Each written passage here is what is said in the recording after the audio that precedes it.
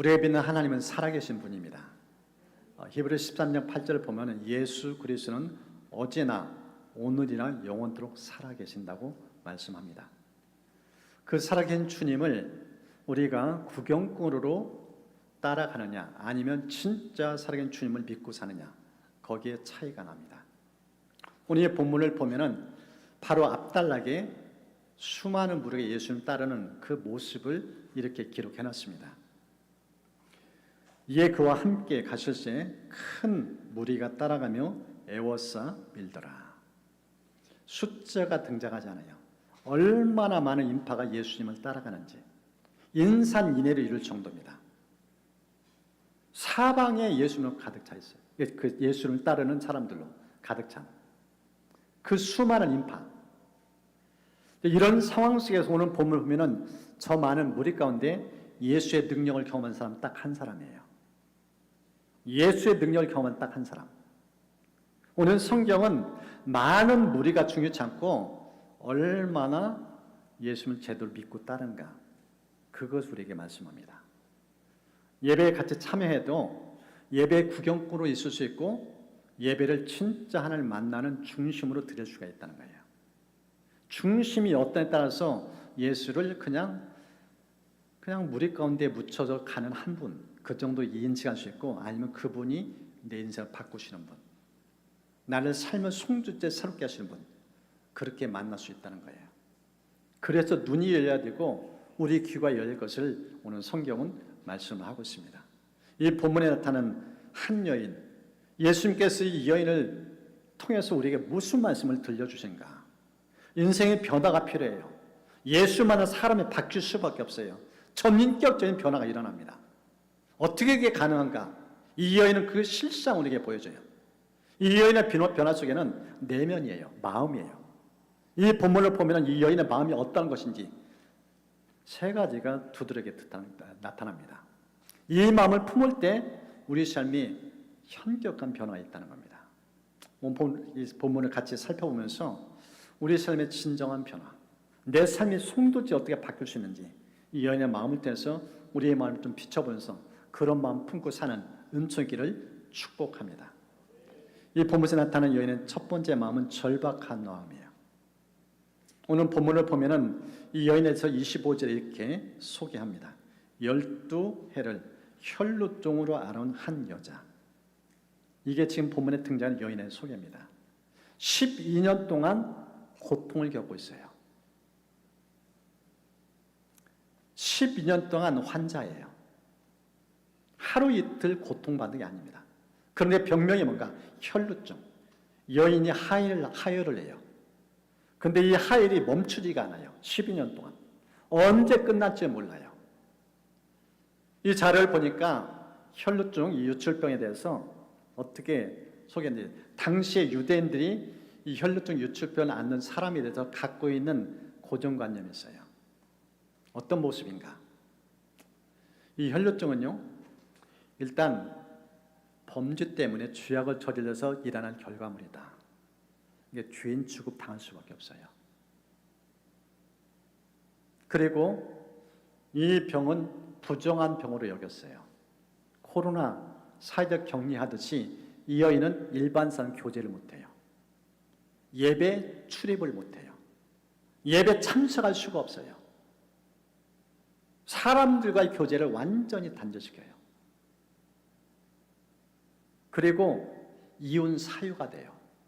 합당한 이혼 사유가 돼요. 영적으로 하나님을 만나야 되는데 그것도 안 돼요. 사람들과의 관계가 중요한데 그런 교제도 할 수 없어요. 그리고 사람들 시선이 너무 따가워요. 죄를 저질러서 이런 질병을 갖고 있다.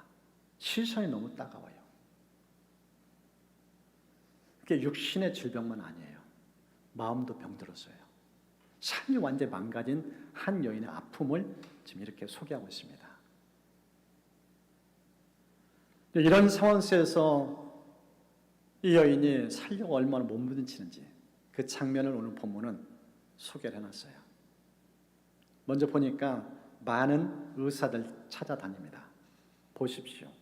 많은 의사에게 많은 괴로움을 받았다. 유명하다는 의사는 안 만나본 사람이 없어요. 소개해주면 즉각적으로 가요. 살려고 몸부림치는 모습. 그런데 고쳐지가 않아요. 또 다른 모습입니다. 가진 것도 다 허비했다. 만나서 차도가 있고 약도 효험 있고 그럼 얼마나 좋겠어요. 모든 게 안 돼요. 의사 만나도 소용없고 약을 먹어도 안 되고 돈을 그렇게 많이 지출했는데 몸의 상태가 호전될 기미가 안 보여요. 성경에 이렇게 기록해놨습니다. 아무 효험이 없고 도리어 더 중해졌다. 악화예요. 불치병이에요. 난치병이에요. 얼마나 큰 고통 가운데 있는지 이 여인은 실상을 보여줍니다. 이런 가운데서 이 여인은 새 희망을 꺾지 않아요. 절박한 그 심령 가지고 예수께 나가는 모습이 이 본문에 등장합니다. 이 여인 속에 보이는 모습, 꺼져가는 심지어 같은데 그걸 꺼뜨리지 않아요. 이제 빨리 세상 떠나야지. 이렇게 살면 뭐하나. 그런 포기하는 마음이 없어요. 그 절박함, 애절함이 여전히 그 내면 속에 깊은 심지로 자리 잡고 있는 이 모습을 보여줍니다. 두 번째, 이 여인 속에 나타난 모습은 유연한 마음이에요. 자료를 보니까 이 유연성을 이렇게 설명했어요. 유연하다는 말은 부드럽고 연한 것을 말합니다.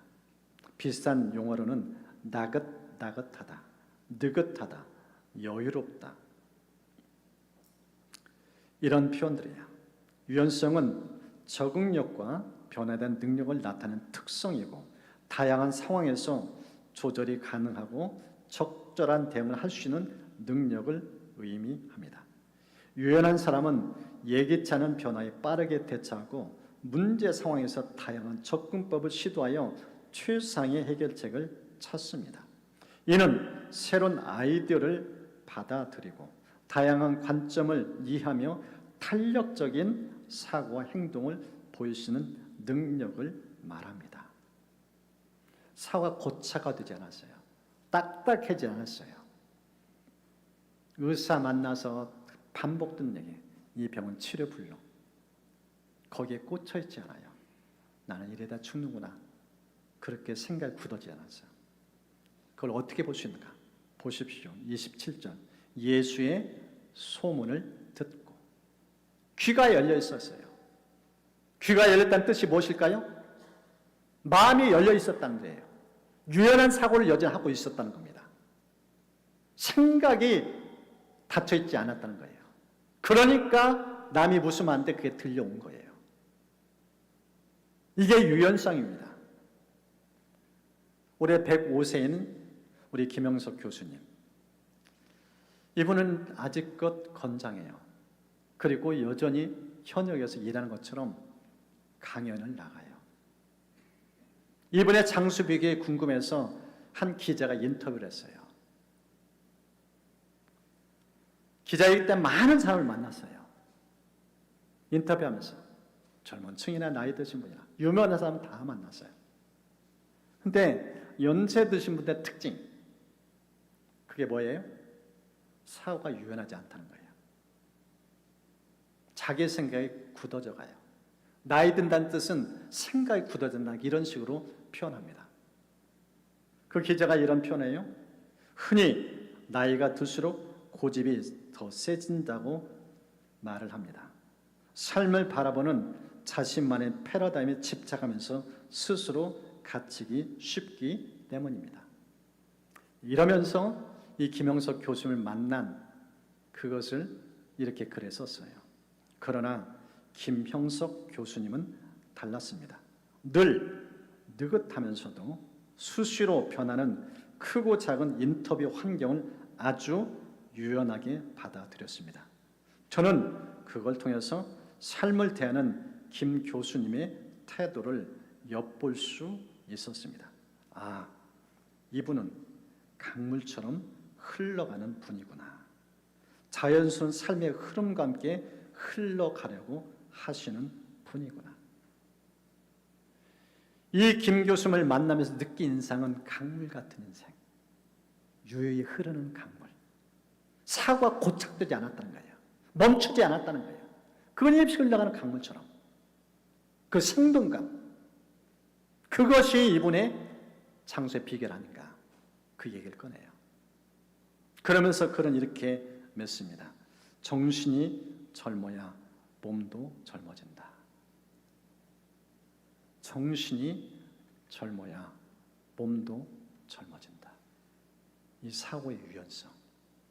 오늘 이 본문에 등장하는 여인. 몸은 비록 망가지고 의사들은 불치병, 난치병 그렇게 진단을 내렸지만은 이 여인은 여전히 유연한 사고를 갖고 있어요. 그러니까 마음이 열리고 귀가 들린 거예요. 예수에 대한 소문, 생각에 닫혔다면 들릴 수가 없었어요. 근데 여전히 유연한 사고를 갖고 있으니까 들려온 거예요. 들려진 거예요. 이 유연한 사고를 가진 이 여인의 두 가지 모습이 오늘 본문은 이렇게 강조를 하고 있습니다. 첫 번째가 도전입니다. 보십시오.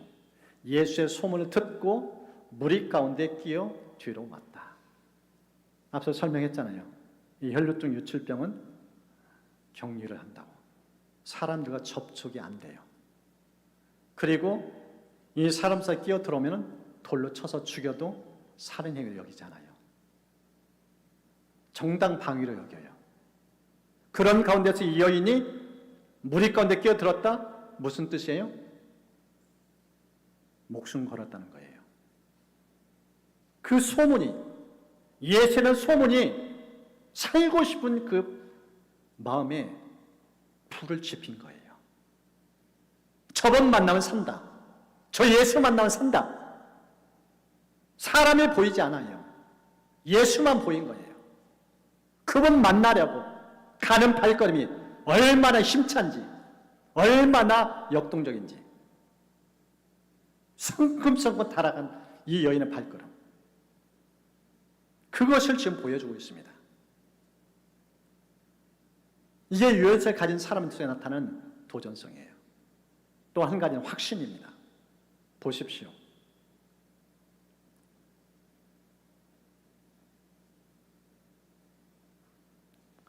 (27절) (28절) 그의 옷에 손을 대니 이는 내가 그의 옷에만 손을 대어도 구원을 받으리라. 생각했다. 치료받기도 전에 이 여인은 확신이 있어요.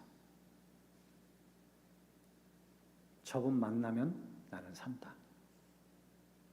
여러분, 예수님 만나기 전에 이 여인은 벌써 고침받은 완전한 건강한 사람의 내면을 보여줘요. 저분 만나면 나는 산다. 예수 만나면 내 인생 산다.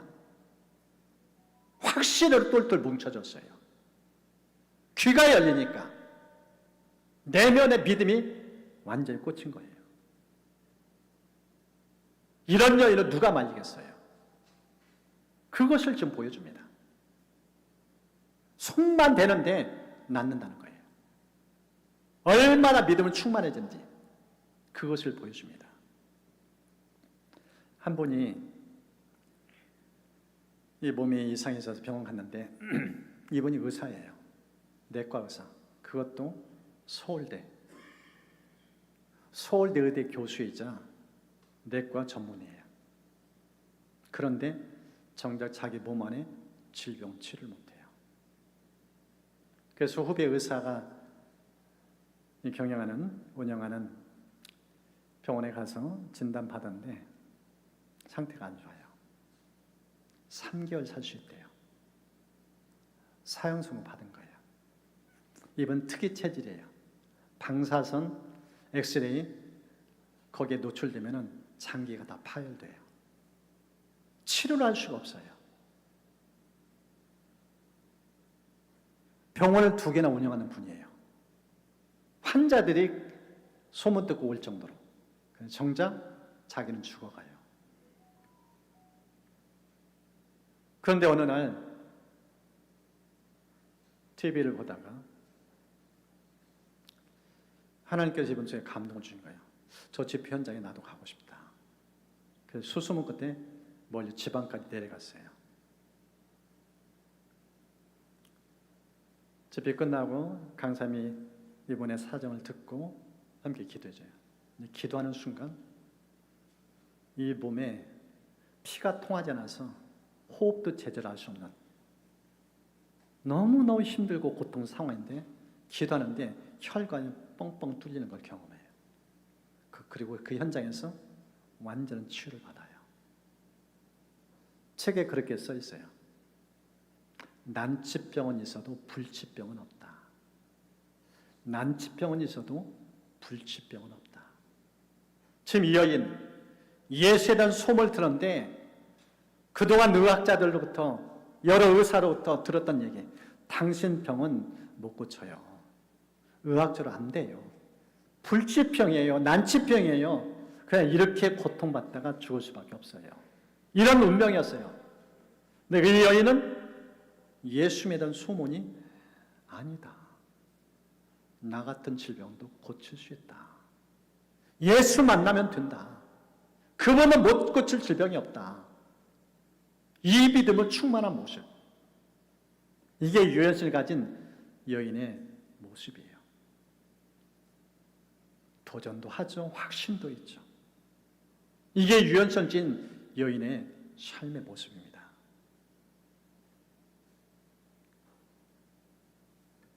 근데 이 성경을 보면은 이 여인이 예수님의 옷자를 만져요. 이 자를 보니까 단순히 옷의 끝을 잡은 게 아니더라고요.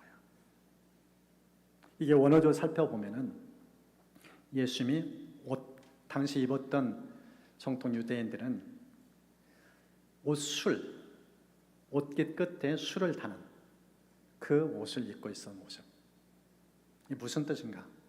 민수기 15장을 보면은 하나님께서 이스라엘 백성들 하여금 하나님 말씀을 잊지 않도록 옷 끝에 술을 달도록 했어요. 그걸 볼 때마다 말씀 기억하고 말씀 순종을 살 것을 시각적인 자료로 그 옷술을 달게 만들었어요.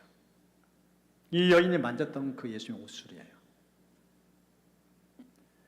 근데 왜 만졌는가? 어떤 의도가 있는가? 이걸 이해하기 위해서 한 분이 이걸 설명하는데 참 그게 공감이 됐어요. 레위기서 15장에 보면은 이런 말씀이 있습니다. 유출병이 있는 자의 몸에 접촉하는 자는 그의 옷을 빨고 물로 몸을 씻을 것이며 저녁까지 부정하리라. 이 여인의 몸속에 흐르는 이 피, 이 여인의 손만 대어도 이게 부정해져요. 그러니까 가까이 할 수가 없어요. 그런데 이 여인이 예수님의 몸에 옷에 손을 댔다는 뜻은 뭔가? 이 더러움이 예수님께 옮겨진 것 똑같은 거예요. 어떤 단어로 설명했는가? 전가라는 단어입니다. 이걸 이해하기 위해서는 이사야서를 이해해야 돼요. 이사야 53장에 이런 말씀이 있습니다. 우리는 다 양 같아서 그릇 행하여 각기 제 길로 갔거늘 여호와께서는 우리 모두의 죄악을 그에게 담당시키셨도다. 이 여인은 몸이 더럽혀졌어요. 부정해요. 근데 이 더럽혀진 몸, 이 부정한 몸을 어떻게 정결케 되는가? 거룩하신 주님, 우리 죄를 대속하게 오신 주님, 그 몸에 그 옷에 손만 대어도 내 몸에 있는 이 더러움이 씻겨져 가는 그 믿음이에요. 이 여인의 그 믿음에 눈이 있었어요. 저분 만나면 내 몸이, 내 죄악이, 내 질병이 사라진다. 내 죄의 전가예요. 내 더럽혀진 이 상황이 예수님의 몸을 대는 순간 이 거룩이 내 안에 흘러 들어와요. 그런 모습을 이 성경 우리가 비춰주고 보여주고 있다는 사실이에요. 29절 보십시오. 이에 그의 혈로 근원이 곧 마름에 병이 나은 줄을 몸에 깨달으니라. 혈로 근원, 몸을 그렇게 더럽혔고 고통스럽게 만드는 그 피의 근원이 딱 멈춰요. 예수님의 옷장을 만지는 순간 능력이 흘러온 거예요. 더럽혀진 몸 사이에 가면 치유 없는데 부정한 몸이 거룩한 주님의 손에 닿는 순간 거룩의 능력이 흘러 들어온 거예요. 생명의 능력이 흘러 들어온 거예요. 그 순간 즉각된 치유가 이 길거리에서 있었던 이 모습을 보여줍니다. 그래서 이 여인에 보여주는 마지막 세 번째 모습이 맡기는 마음이에요. 이 여인이 예수님 옷자를 손댔다는 뜻 뭔가? 내 몸의 질병 주의 손에 맡깁니다. 내 고통 주의 손에 맡깁니다. 그 믿음이에요. 그 마음이에요. 십자가가 무엇입니까? 우리의 모든 죄악을 예수님이 대신 담당하신 사건이에요. 그 십자가를 통해서 모든 인류가 죄에서 자유케 되어져요. 고통에서 해방되어져요. 이 성경을 보면 예수님께서 이렇게 치유받은 여인을 찾아요. 가던 걸음 멈춰요. 누가 내 몸에 손을 대는가? 물어봐요. 가던 길을 멈추고 예수님께서 이 여인을 찾으시는 거예요. 왜 찾으셨는가? 이 성경을 보면 예수님께서 의도가 있어요. 이 여인의 믿음을 인정하게 해요. 이 믿음을 인정하게 해요. 이 여인을 찾는 모습을 보여줘요. 이 일을 행한 여자. 예수님의 질문 앞에 제자들이 반문해요. 예수님, 지금 보세요. 예수님께서 다른 사람 한둘이 아니에요. 서로 밀치고 있어요. 보시잖아요, 예수님. 이렇게 많이 밀치는데 이 많은 인파 가운데 누구를 찾으라고 합니까? 그건 불가능해요. 근데 예수님이 한마디예요. 그게 아니다. 의도를 가지고 손댄 사람이 있다는 거예요. 목적을 가지고 손댄 사람이 있다는 거예요. 그냥 떠밀려서 인파 속에 손을 대는 그 손과 의도를 가지고 예수님 접촉한 손은 다르다는 거예요. 그 한 사람을 찾으신 거예요. 이게 믿음의 사람이라는 거예요. 이 믿음의 사람을 지금 예수님이 찾고 계신 거예요. 지금 그것을 지금 예수님 주목하여 보도록 우리에게 말씀을 하고 있습니다. 이사야서 53장 보십시오. 53장 우리 5절 말씀. 우리 함께 좀 스크린 보시면서 읽겠습니다. 그가 찔림은 우리의 허물 때문이요. 그가 상함은 우리의 죄악 때문이다. 그가 징계를 받음으로 우리는 평화를 누리고 그가 채찍에 맞음으로 우리는 나음을 받았도다. 이 여인은 어떻게 치료받았는가? 저 말씀의 원리예요.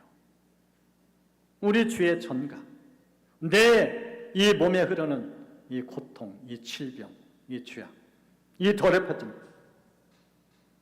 거룩하신 예수님, 우리의 죄를 대속하신 예수님, 그분을 터치하니까 그분의 능력이 흘러온 거예요. 채찍에 맞으면 나음을 입었다. 치유와 회복의 역사가 일어난 거예요. 십자가는 능력입니다. 십자가는 기적이에요.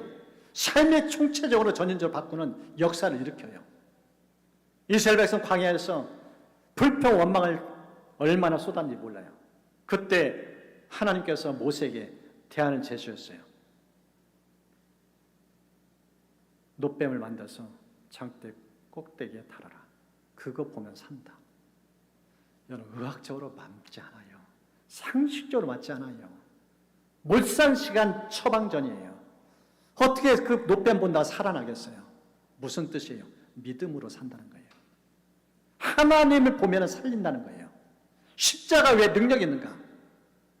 십자가는 모든 인류의 죄 문제 하나 질병까지 치유책이라고 말씀하고 있어요.